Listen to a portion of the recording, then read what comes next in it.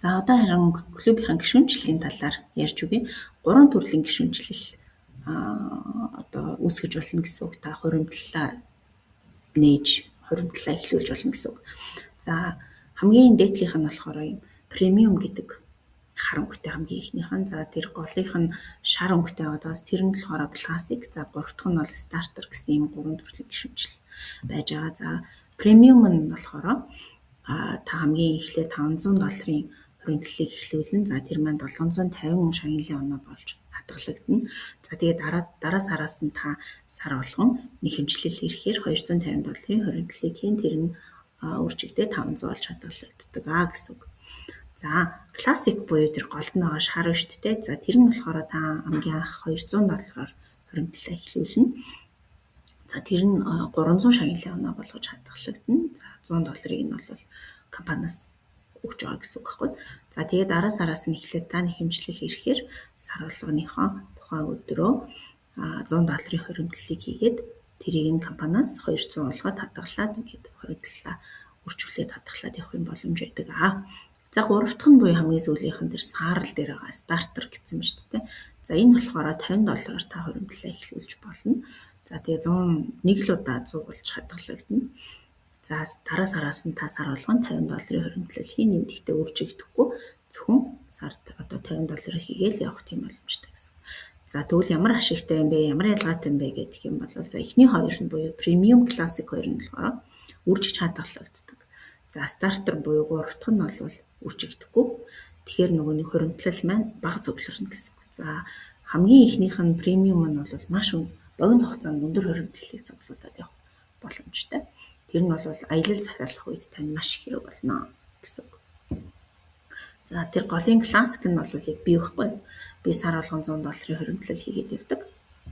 Тэгээд энэ маань болохоор 200 болоод хадгалагдаад явдаг. Байгууллагаас 200 болгоод өгчдөг гэсэн үг. За ингээд явна. Тэгээд хөрхөн ингээд жилдээ $2400 хуримтлал цуглах нь шүү дээ. Тэмүүтэ тэрүүгээр аяллаа захиалах боломжтой. Хугацааны хувьд яадаг вэ гэхээр хүмүүс аяг асуудаг. Би ингээд өнөөдөр хуримтлалаа нээчингүүтээ би хэдэн сар хуримтлуулчаад аялах боломжтой вэ гэдэг аяг асуудаг. Энэ бол таны нөгөө нэг хизээ аялмаар байгаагаас ч юм уу одоо санхүүгийн боломжоос ч юм бас хамаардаг. Та магадгүй ингээд бид нар шиг нөгөө нэг 5 сард нь үсгчээл 6 сард нь аяллаа захиалчих болно. Маргааш захиалж болно. Энэ бол таны нөгөө нэг эрхийн асуудалхгүй хамаагүй. Заавал тэдэн сар байж байгаад гэсэн юм байхгүй. Гэхдээ та нөгөө арай өөрөөсөө гарах зарлаа бага байлгамаар байвал магадгүй 100% хуримтлалаараа аяллаа захиалмаар байвал жоохон хугацаа ордог байхгүй. Хуримтлалаа хит болгомоор байгаа тэр хүртлээ хугацаагаа сар сараар нь тооцох нь шүү дээ. Та 250-аар хэрвээ сар болгон хуримтлалаа хийгээж бодох юм бол хэдэн сар болж ийж таны одоо хүсэж байгаа аяллаа мөнгөнд дүн гарч ирэх нь үү? За сар болгон 100 хийвэл яах нь вэ? Тэг ямар хугацаа зарцуулах нь вэ гэдгийг магадгүй та нөгөө таныг урьж байгаа хүнтэйгээ хамт ингээд эсвэл одоо надтай ч юм уу те ингээд ярилцаад шийдэх нь шүү дээ. Тэгээд та хугацаагаа тодорхой болгож аваад за яг би хэдэн сар захиал одоо хуримтлалаа цуглуулчаад тэгээд би тэдэн сарын аяллыг захиалнаач гэдэг юм. Ийм төлөвлөгөөтэй тодорхой болох юм боломжтой гэсэн. Урдчлаад бид нэр бүх одоо мөнгө санхүүгээ тооцох юм боломж өгдөг гэсэн үг байхгүй. За харин стартерийн хувьд бол үржигдэхгүй дээрээс нь сардаа та $50-ыг л нэмж байгаа болохоор жилийн эцэс одоо жил хадгаллаа гэж бодоход та $600 л байна гэсэн үг. Тэгэхээр ер нь бол бид нэг стартерыг бол нэг хүнд санал болгоод байдаггүй. Нөгөө хуримтлал нь хангалттай өсч өгөхгүй учраас тэр хүнээс хангалттай хэмжээний нөгөө мөнгө хэмнэж чадахгүй гэсэн үг байхгүй. Тэгтээ яг боломж нь одоо ийм нөгөө сонголттой. Энийг болохоор сая 3 сарын 17 биш ээ. Өнгөрсөн оны 12 сард илүү ийм 3 төрлийн сонголттой гаргаж ирсэн. Тэрнээс өмнө бол яг голынх нь зөвхөн классик гэдэг. Зөвхөн сар болгон $100 хийдэг нь л байсан гэсэн.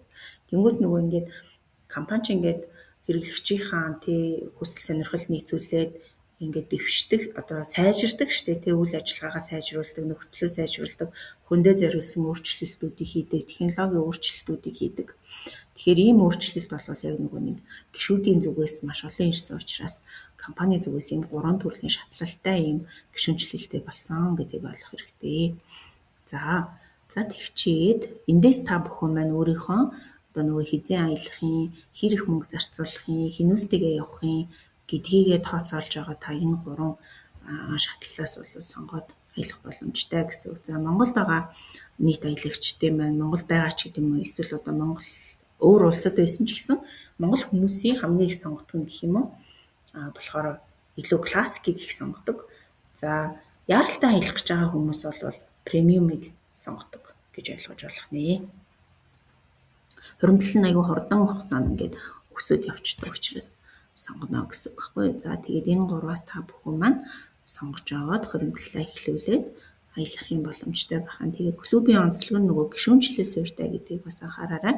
Таны хин нэг урьсан ч юм уу, магадгүй надаас урилга очсон ч юм уу, эсвэл одоо манай нөгөө Incruises-ийн гишүүн аялагч нараас урилга очсон ч юм уу те, эсвэл таны найз нөхөд хамаатан садан эгчдүү хин нэг юм чинь энэ клубд гишүүнчлэлтэй байгаад таныг урьсан бол та заавал тэр хүний урилгаар дамжиж гишүүнчлэлээ үүсгдэг. Тэрнээс биш Incruises.com гэж оронгуудаа шууд ингээд бүртгэлээ үүсгэх тийм боломж бол байдаггүй гэсэн үг.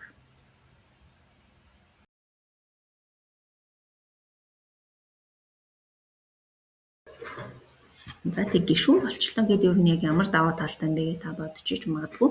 Гишүүн хүмүүст бол маш их давуу тал байгаа. За би даас аялагч болно тий, аялаж сурах нь. За дээрэс нь дундын зуучлалгүйгээр одоо үйлдвэрийн үнээр гэдэг шиг дундын зуучлалгүйгээр анхдагч үнийг бид нэр авах боломжтой гэсэн үг байхгүй. За дээрэс нь та гишүүнчлэлтэй болчлоо гэж бодоход өөрийнхөө тэр одоо цуглараад байгаа шагналын оноо гэж яриад байгаа тэр хуримтлалаа 3 төрлөөр ашиглах боломжтой. Нэг дор 3 аялал захиалах боломжтой гэх мэт маш олон даваа талтай. За жишээлбэл одоо эндээс харж байна 17% гэсэн биз дээ тий. Insider pricing буюу одоо дотоод үнэ гэдэг юм уу, гишүүнчлийн даваа талаа ашиглаад ямар ч аяллыг та 17% хамгийн багтаа 17% хөгжөлттэйгээр захиалах боломжтой. Хуримтлалаас $1000 аялал байлаа гэж бодоход та $170 нь асуулаад үлдсэн мөнгийг нь өөрөөсөө гаргаад аялах юм боломжтой гэсэн үг. За хоёр дахь нь бол тэр шагналын онооны 50% гэсэн биз дээ.